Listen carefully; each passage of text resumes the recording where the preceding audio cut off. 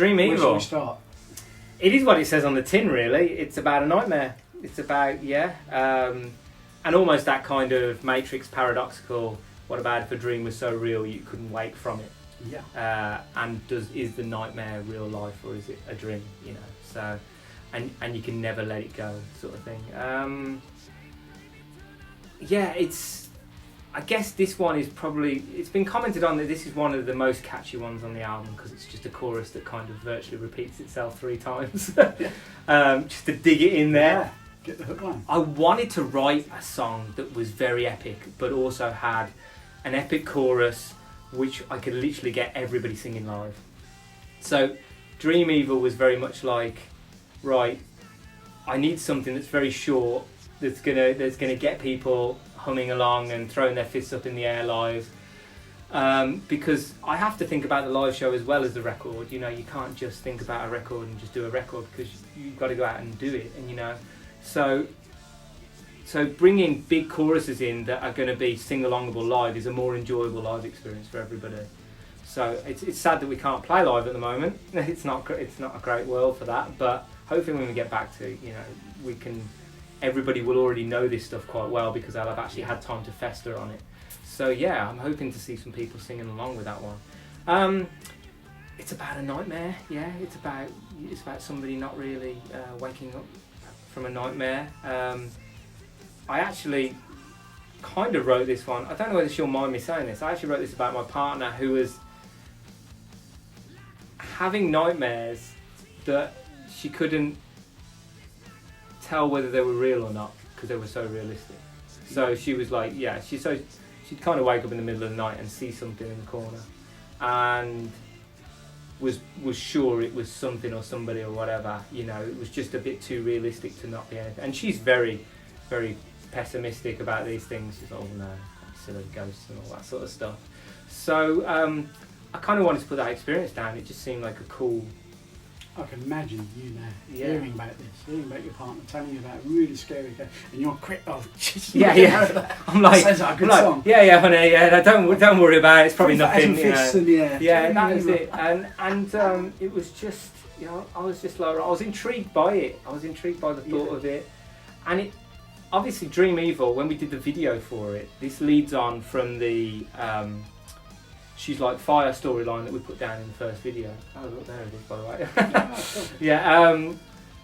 So we were always wanting to carry on the storyline from She's Like Fire. So Dream Evil just seemed, it was epic enough. It just seemed, the mood of it seemed right.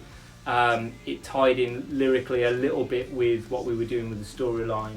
So yeah, So it was from a song point of view. It wasn't a follow-on. It wasn't the second part. But from a video point of view. From a song point of view, it wasn't a follow-on, but from a video point, it was. Yeah, I mean, She's Like Fire. Well, I say that, but they do tie in. But so She's Like Fire was about a tempestuous relationship, which was basically where we set the video, which is where we started on video 1. Dream Evil, being the second part of it, was like, right, okay. We'd already set this wicked storyline down and really had no resolution. And people were kind of asking us all the time, what happens at the end? Does she die? Does this happen? Does he bury her in the back garden? We were like, right, well, we better figure it out, really. So me and yeah, exactly. So we went, right, okay. So me and Lars kind of sat down and kind of came up with a story. And I can't really say too much about it because it will be concluded on the next album. We're going to do a part. So that's the forward thinking. So yeah, the forward thing is we are going to do a part 3. But we looked at a lot of the tracks on the record, which were already pretty much written, and we were like, right, okay. Obviously, where there were a few things about tempestuous relationship, this just screamed out to be the single, and we wanted to carry it on. So we were very much like, right, okay, let's evolve the storyline on in the video.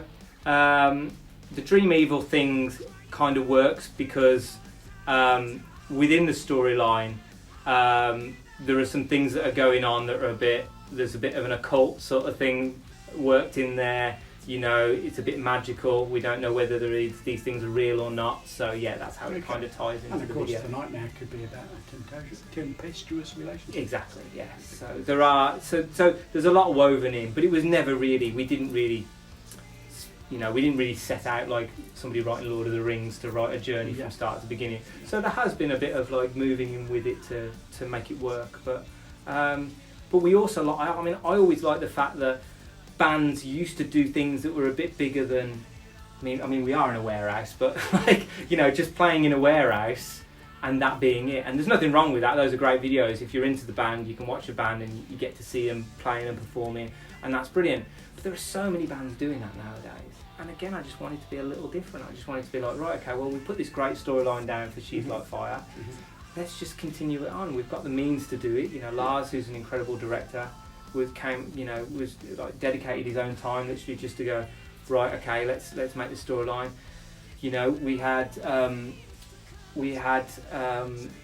you know, friends of ours who were acting in the video, you know, making it all work. So it was brilliant, you know. And we've got, you know, and we were lucky to have, you know, Carmen Rocks, you know, who was brilliant, coming in as a new character in the video. Phoebe returning from the first video as my other half, and it just shows that she might actually be having an affair and all this. Oh, and what's going on? Yeah, I know, terrible, right?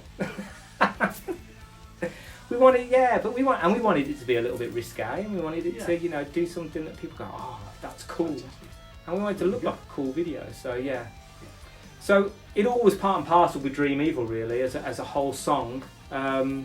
Yeah, but it was more about the kind of the nightmare and the seeing things and all of these kind of, yeah, little, you know, occult kind of references that are in there. So yeah.